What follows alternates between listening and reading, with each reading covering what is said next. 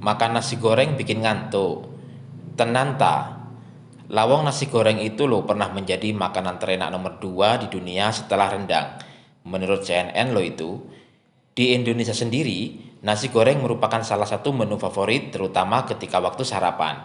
Hal ini dikarenakan nasi goreng sangat mudah untuk dibuat dan bahan-bahan yang digunakan juga nggak mahal. Tapi banyak yang bilang setelah mereka sarapan dengan nasi goreng, mereka merasa mengantuk. Kok bisa gitu ya?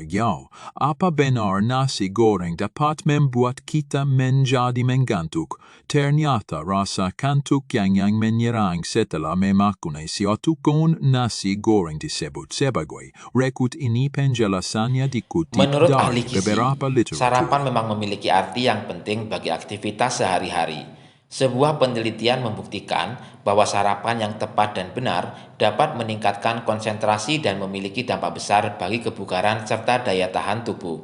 Lantas, berapa banyak sih kalori yang bisa dikonsumsi pada waktu sarapan? Idealnya kita harus mengkonsumsi 15 hingga 20% kalori dari total makanan tadi. Berdasarkan data dari Kementerian Kesehatan Republik Indonesia, nasi goreng memiliki kalori sebesar 267 kal.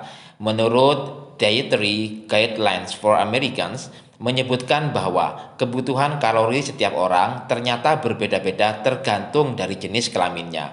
Kalau seorang perempuan membutuhkan kalori sebanyak 1.600 sampai 2.400 kalori setiap hari. Lalu kalau laki-laki membutuhkan kalori sebanyak 2.000 hingga 3.000 kalori setiap hari.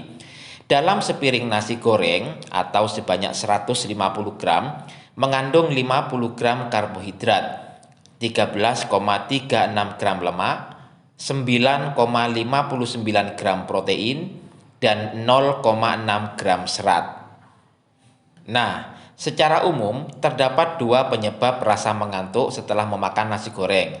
Yang pertama, nasi goreng mengandung kadar karbohidrat yang cukup tinggi, sehingga apabila kita memakannya, tubuh kita terutama pankreas akan segera memproduksi hormon insulin, di mana hormon ini berfungsi untuk membantu proses metabolisme. Hal ini akan menyebabkan asam amino bernama L-triptopan dalam darah akan masuk ke dalam sel-sel otot. Asam amino L-triptopan sendiri merupakan asam amino yang menjadi bahan dasar dari niacin atau vitamin B yang berfungsi untuk membuat serotonin, yaitu sejenis zat penghantar sinyal di otak yang membuat perasaan nyaman dan mengantuk. Yang kedua, ketika memakan nasi goreng atau makanan lain yang membutuhkan proses mencerna yang lama, tubuh akan mengirimkan suplaian darah ke sistem pencernaan untuk membantu proses pencernaan yang membutuhkan energi yang cukup besar dalam mencerna. Hal ini akan menyebabkan suplaian darah menuju ke otak menjadi menurun, sehingga otak mengirimkan sinyal mengantuk.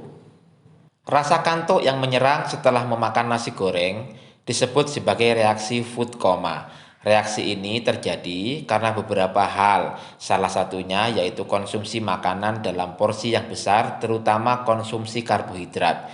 Beberapa peneliti Jerman mengatakan bahwa makanan dengan kandungan karbohidrat tinggi memiliki indeks glikemik yang tinggi pula, misalnya nasi goreng.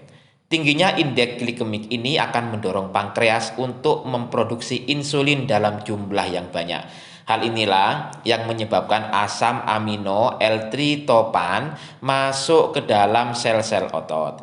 L-triptopan akan dikonversi menjadi serotonin yang mengantarkan sinyal rasa kantuk. Dr.